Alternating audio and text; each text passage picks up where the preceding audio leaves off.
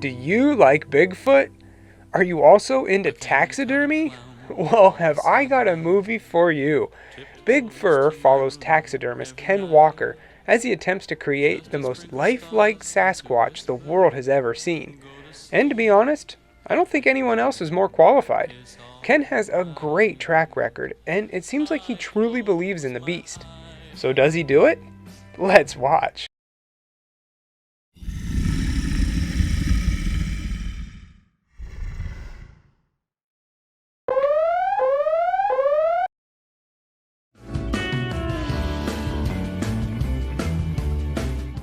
Ken Walker is a world champion taxidermist, winning the coveted award several times. He also happened to have seen the creature, and in his words, it's more of a curse than a blessing, talking about how it takes over your life. The movie does a pretty good job jumping back and forth between taxidermy, Bigfoot, and a secret affair. But we'll get to that one. First, let's focus on how Ken got started down the wild world of taxidermy. When he was a kid, he loved to do claymation movies.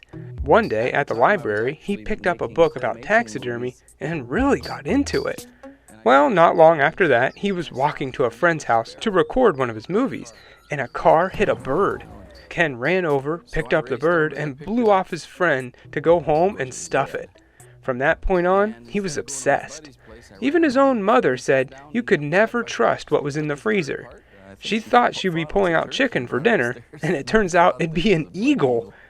He's banned from putting animals in my freezers now. They talked to Ken's wife, Colette, a bit about their personal life, and it seems pretty hard. She says that money can be tight sometimes because although he does sell a big piece, that might be their only income for that month. And being a mom with 2 kids and dad being on the road all the time, it can be stressful. But Ken has a passion for his craft, and being quite good at it gets him a lot of students. One of them is Amy, who learned from Ken and started her own part-time business. She seems to see him as an idol and someone to look up to. Just as things are getting a little too boring for the people watching this for Bigfoot, they show off a story Ken wrote in the 4th grade, basically just describing the beast. But it shows he's had an interest in this thing for a long time. He thought that someone would have brought him one of the creatures dead by now to mount, and he says he gets all kinds of stories from his customers, mainly hunters. They talk about the Patterson-Gimlin footage and how many specialists have looked over it and either end up scratching their heads or saying this is the real deal. This is the footage that Ken will be basing his work off of. Usually when you have an animal to stuff, you have a bone structure and skin to base it off of. But here, he's going to have to start from scratch, making it even more of a work of art. When not working on mounts, Ken also has a passion for music, getting his start doing karaoke. In fact, that's how we met his wife. But seeing how he doesn't like drunk people or smoke-filled rooms, he decided to go against that career path. Although he does have a pretty good voice. The darkness bright.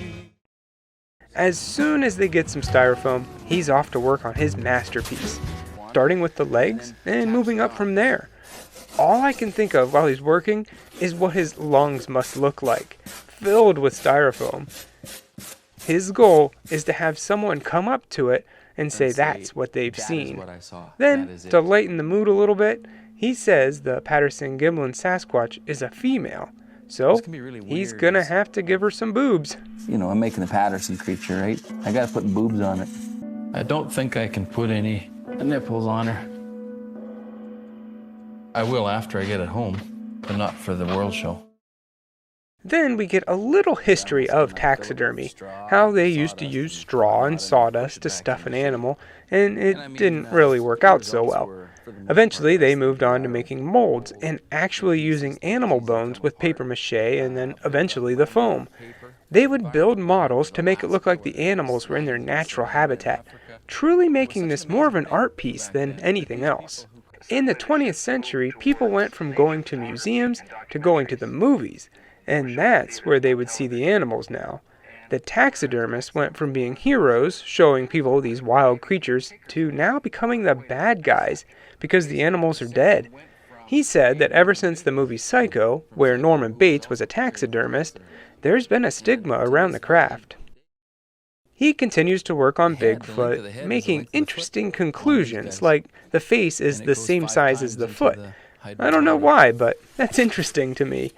Anyway, without having actual Sasquatch skin to wrap around his creation, he goes for the next best thing, a goat. And I must admit, it looks pretty good. Moving on to the eyes now, which many people think are the most important part of any piece. Ken wanted the eyes to be intelligent and soft, not scary. Again, showing that he's done his research and not just basing this off of some horror movie. In fact, Ken is quite the researcher himself, going out into the woods and setting up cameras. He also claims to have some Bigfoot scat in his freezer. He had it tested and it came back inconclusive, which is actually a good thing. It means that it doesn't match any known animals in the woods. Toward the end of the movie, Ken starts to get a little personal and talks about how him and his wife live separate lives but under the same roof. How he just can't make her happy at times and they're both lonely in their own home. So he plans a trip to meet up with Amy. Yeah, the girl he trained to be a taxidermist.